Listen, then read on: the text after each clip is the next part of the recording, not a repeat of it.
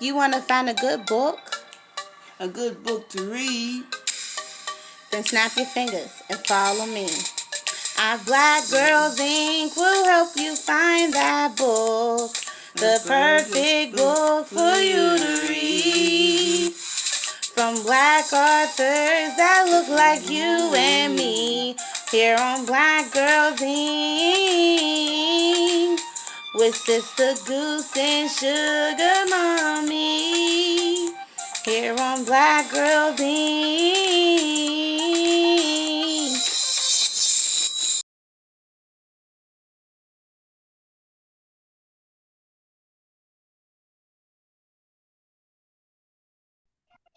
Hey everybody! Welcome to Black Girls Inc. I'm your host, Sister Goose, and I have here with me my lovely co-host, my mother, Sugar Mama. and today please help us welcome our lovely special guest, Author Carla. Hey! Hello, ladies. Hello! Welcome, welcome, welcome. I'm so excited to have you here today. Thank you. And I'm excited to be here with you guys.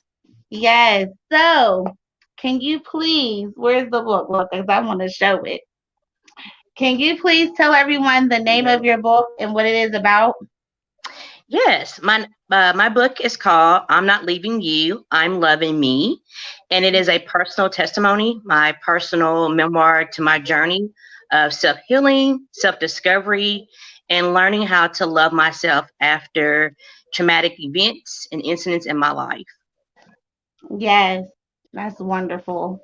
And I have to ask you, what made you write this story about yourself? Like, what called you to write this first?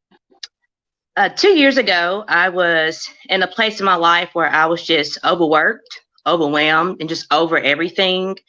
And one night I was sitting at home scrolling Instagram, and a meme came up that asked, "What would you tell your younger self?"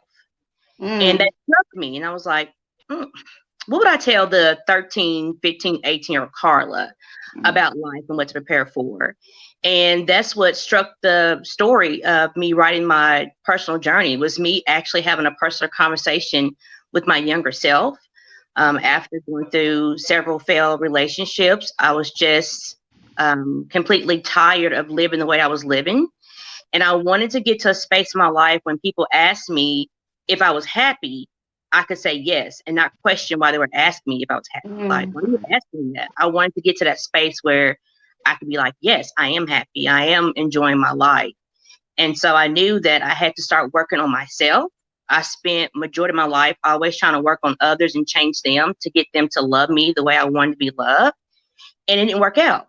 And I finally realized it was because I had lost myself. I didn't love myself the way that I needed to be loved. And what can mm. I do to get to that spot where I didn't need love necessarily from everybody else? I could enjoy the love that I was given within myself. That that is wonderful. I really love that. I love your book. I'm just going to tell you that. I love your book. I know I said 50 million times, but I really, really do. I definitely see your book, even though it's your stories and your testimonies. I see it as a self healing book, as a self work book. You make me reflect on myself and not feel so ashamed of stuff I've done. And Right. that's what I really love about your book. I also love how your book is not 15 million hundred pages. You are the definition to show people that a little book can go a long way. It don't take much. Right. And that might be a skinny little pamphlet book, but that book is just as powerful as a daggone dictionary, okay? It Thank really you. is. And I appreciate that. And that's the purpose. I wanted to make people feel like they were having a personal conversation with me. So if I was sitting right next to you and you just asked me a simple question of what is your story? My book is reflecting my story. So I didn't think I needed 3, 4, 500 pages to inspire and encourage others to live in their truth, to be their authentic self, to not be embarrassed about the trials and tribulations you've been through, because somebody out there has been through it. And I Yeah. want to be the testimony to show you that this was can happen when you go through it. Here is the come up. Here's the come over. I said on the back of my book that a minor setback can be a major comeback. And I'm so glad that I was given the battle, the assignment from God to go through the things I went through, because it's made me that much of a better person today. Yes, and I'm so glad you shared your testimony in that book with everyone. It's a good book, y'all. Please support her.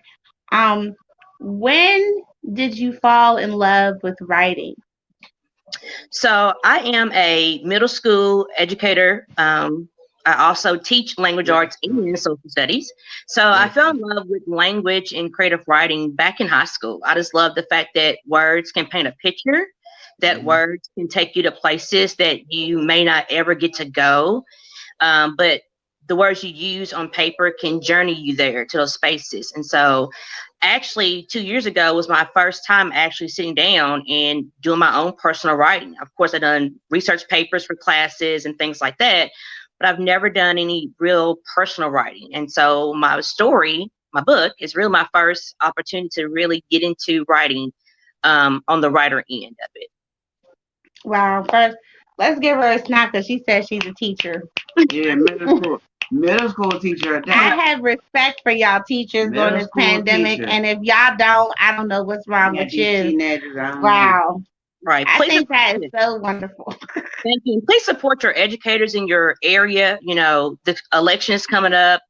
Education has not been talked about in the debates, but there's a lot of, laws are going into place in your state that could really affect these babies with education. So please educate yourself and vote for, things that can be positive change within your education system in your area. Yes. Amen to that. Yes. So I have to get a little nosy and ask, what is next for Miss Carla? What is next for you after this book? Well, right now I'm actually working on urban fiction. I'm excited. I've never tapped into urban fiction. Of course, I've read, you know, Sister Soldier, The Coldest Winter Ever was my first introduction to urban fiction. Okay. But I wanted to do something different. I told my personal journey and story. So I thought, let me tackle something that may be more interesting on the little T side. And so I thought, maybe I can jump into some urban fiction. So right now I'm working on that. And also I'll be working on the second part too. I'm not leaving you. I'm loving you. The after the healing, what's next? Like what? So after you went through your journey, you're doing a little bit of healing.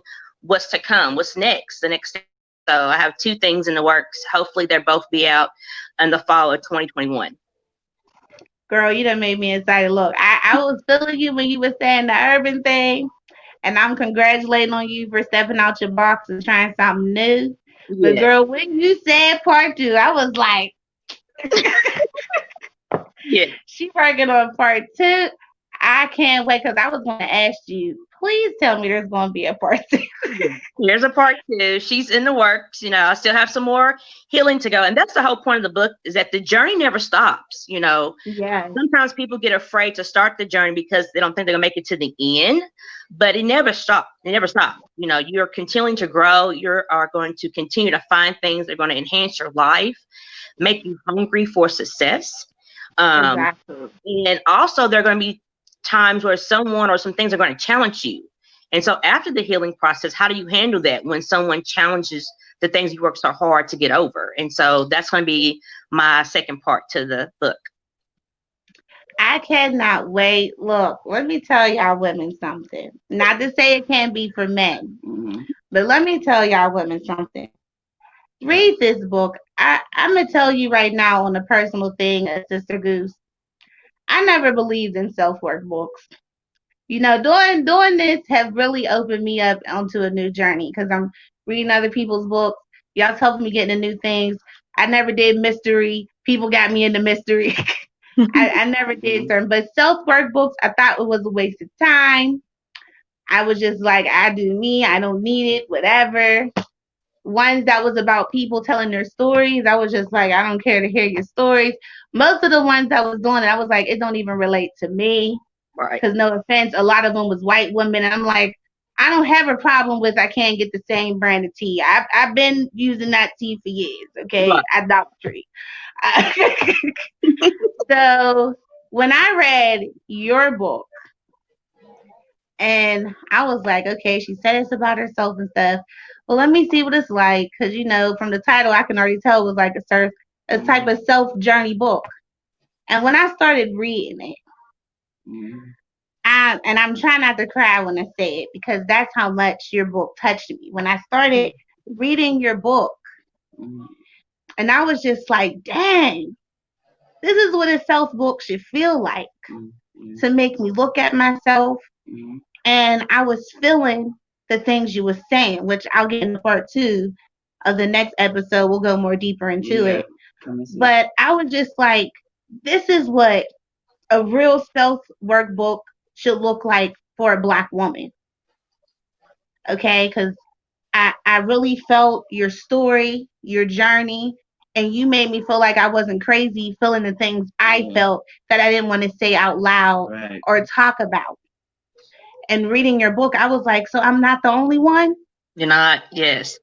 And it felt so good to know that I wasn't the only one. Because sometimes even when you hear your mother say she went through it, it's like, okay, but yeah, you my mom, of course we're going to have similarities. But to hear it from another Black woman who I don't know from a can of paint, right, and hear your story, and I'm like, okay, I'm not the only one. I'm really not weird. All right. And to hear how you're trying, like in your stories, every time I hear your different chapters, I hear that trying voice of I'm really trying, but things just ain't working out for me. I'm trying to do the best I can, and I'm still struggling, and things just ain't working out for me. And that's how I feel. And I was like, this is so freaking real. So I encourage women to read this book, especially young women around my age. If you're getting close to your mid 20s, your late 20s, I feel like this is the perfect book for you. Carol is so real. And that brings me to my next question of how was it to put your story as an open book? Like, how was you strong enough to do that? Because that takes a lot for a woman to make her life an open book for everyone to read. So how was that journey for you? It was difficult at first because there are several things. There's one incident in particular I talk about in the chapter about forgiveness is for you that I never shared with anybody. So no one knew that incident happened to me until they got the book. And that was difficult for me because for so long I had walked around pretending it never happened to me. Like I would hear other people tell their stories. I'm like, oh my God, I feel so bad for her. But deep down inside, I was hurt. But I had covered it up with Band-Aids because I didn't want to face it. And so for me, I was like, I need to tell my story and be truly honest, be transparent, be vulnerable, because I want other women and men to get this book and feel like their story matters. Their voice matters. I wanted them to not be afraid to tell their story because somebody needs to hear it. And your story could be something that can inspire somebody to do their work for themselves or to keep them from making a bad decision, to rethink some things before they move forward. And so that was my whole purpose of being open. I was like, I have to be extremely open if I want people to really get inspired and encouraged by my words and by my story. I had to be honest, not only with my audience, but with myself. And in doing that, I was able to open up and share some of the darkest moments in my life. But the feedback that I'm getting from it, though, has been worthwhile. When I hear people who don't know me that say it's like you, I'm not the only one. Thank you. I thought I was the one crazy that's walking around thinking I should do this for a man or do that for a man, or I thought I should have stuck it out, or when I get those feedback, I'm like, yes, my purpose is served. Like, so if my life is an open book, and I probably have people from my hometown that give me the side eye. I know that happened to her. Oh, but you know what? It doesn't matter because the purpose was to help others. Start the journey. That's the hardest part, is accepting that you're in danger, that you need some help. Because as Black women, we are encouraged to be that strong Black woman. You can handle everything, Right. take everything, get all the baggage, your baggage, his kids' baggage, your kids' baggage, your mama's baggage. You can carry it all. But Right?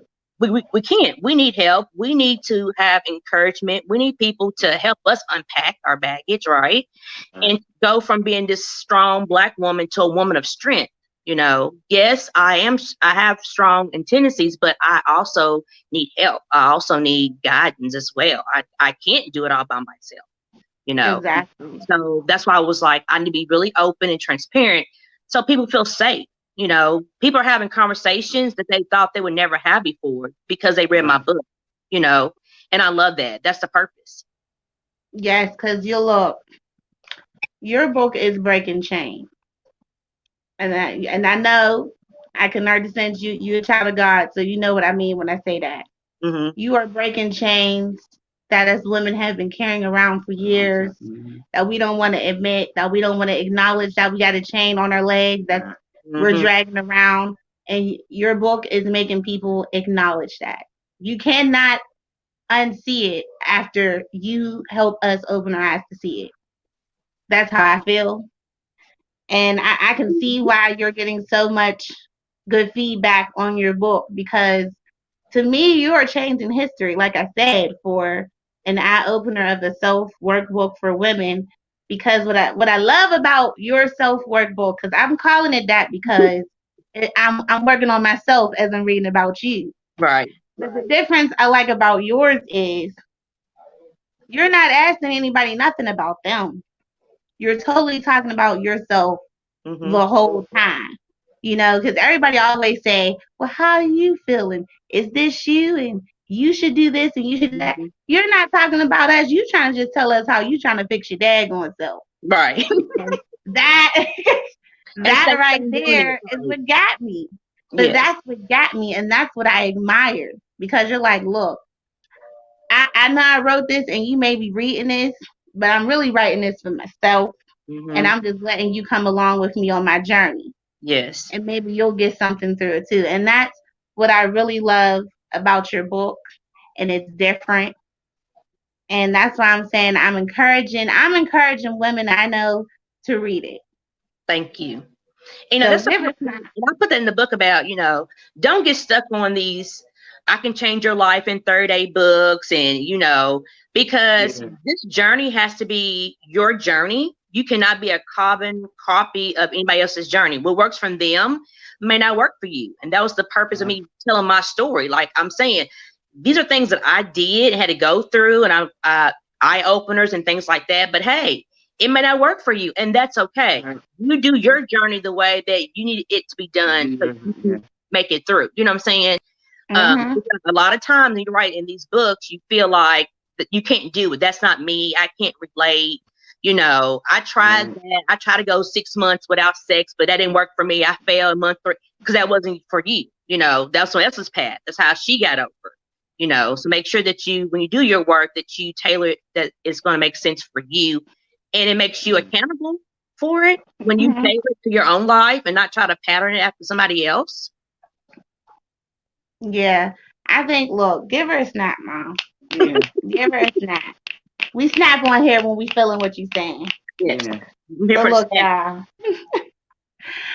So we're about to take a break and go to part 2. I know I don't want Sister Goose done went all over the place because this is one of my favorite authors, y'all. Y'all gotta forgive me. I'm feeling like I'm interviewing a celebrity Thank because I you. read her book and so I'm excited. Rightfully so. Rightfully so. Yes. So please stay tuned for part 2 where we will get a little bit more deeper, where you will hear Sister Goose explain how some of her chapters have helped me myself and how we will also have tea time. So please make sure you like and subscribe at the bottom of your screen and Yes. hit that bell and follow us to part 2 where we will get a little bit more personal with the Author Carol. All right, let's snap them out, y'all.